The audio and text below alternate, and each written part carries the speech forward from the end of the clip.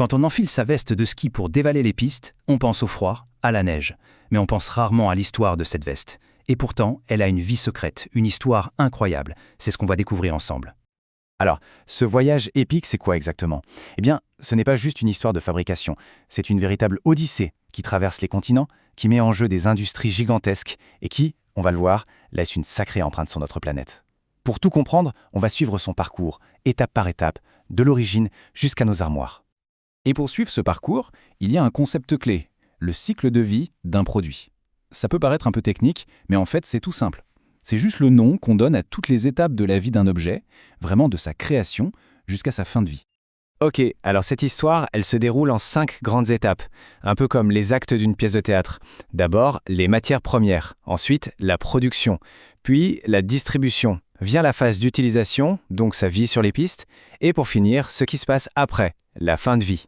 Allez, on plonge dans le premier acte, la naissance de la veste. Comment passe-t-on d'éléments bruts, de simples ressources, à un produit fini? Et tout commence, dans la terre en fait. Avant même d'être un fil ou un tissu, notre veste, c'est d'abord un ensemble de ressources qu'il faut extraire de la planète. Alors, de quoi est faite une veste de ski? On pourrait imaginer des trucs comme de la laine, du coton, mais en fait, pas du tout. La réalité est assez folle.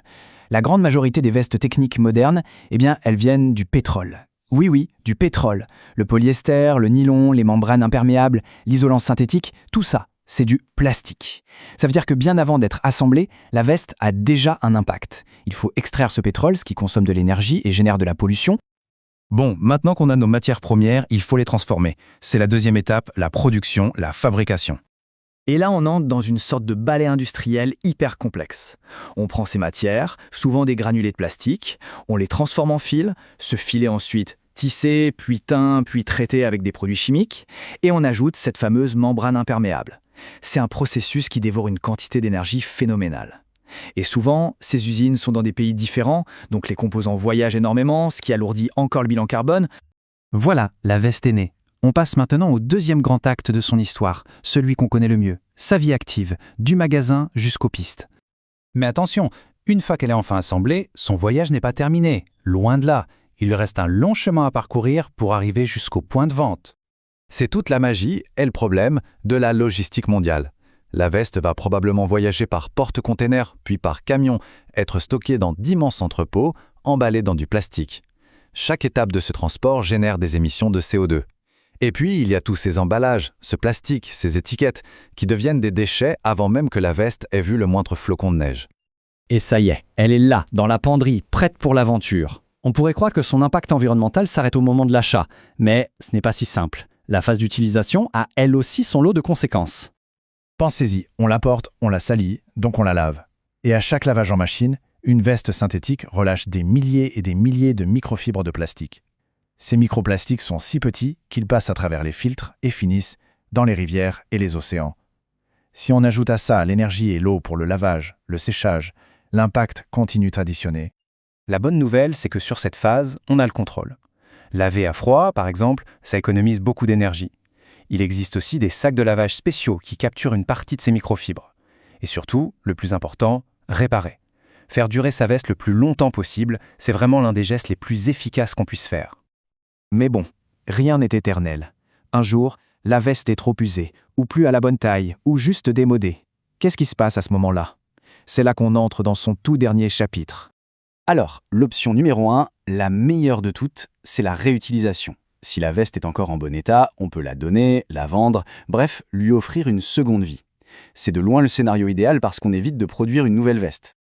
Juste derrière, il y a la réparation. Une petite déchirure ou un zip qui coince, ça ne devrait pas être une condamnation à mort pour une veste. En la réparant, on prolonge sa durée de vie et on repousse le plus tard possible le moment où elle deviendra un déchet. Ensuite, on pense souvent au recyclage. Sur le papier, c'est une super idée. On récupère les matériaux de la veste pour en faire de nouveaux produits. Ça semble parfait, non? Sauf que, il y a un mais. Et le mais, il est de taille.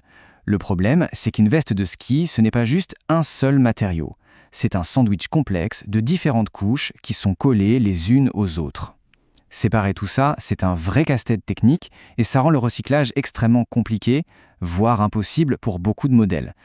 Du coup, que reste-t-il? Si la réutilisation, la réparation et le recyclage ne sont pas possibles, la veste finit sa course comme un simple déchet. Au mieux, elle sera incinérée pour récupérer un peu d'énergie. Au pire, elle finira enfouie dans une décharge. C'est la fin de l'histoire. Bon, ce tableau est un peu sombre, c'est vrai. Mais après avoir suivi tout ce parcours, la question c'est comment faire mieux? Comment peut-on imaginer un avenir plus durable pour nos vêtements? Alors, si on résume tout le voyage en un coup d'œil, voilà ce que ça donne. De l'extraction des matières premières à la gestion en fin de vie, on voit bien que chaque étape a son propre impact. C'est cette vision globale qui est hyper importante, parce que c'est elle qui nous permet de trouver les bonnes solutions. Et des solutions, il y en a. Et l'industrie commence d'ailleurs à s'y intéresser. On parle de plus en plus d'utiliser des matériaux déjà recyclés, de concevoir des produits dès le départ pour qu'ils soient faciles à réparer. Et surtout, il y a cette idée géniale des produits monomatières. Imaginez une veste faite à 100% du même plastique. D'un coup, le recyclage deviendrait infiniment plus simple. Et tout ça, ça nous amène à une question un peu plus large, finalement. Et si le vrai changement, c'était de complètement arrêter de penser en termes de début et de fin de vie pour un produit? Et si dès la conception, on imaginait des objets faits pour durer, pour être réparés, pour être transformés, bref, pour avoir plusieurs vies, à l'infini?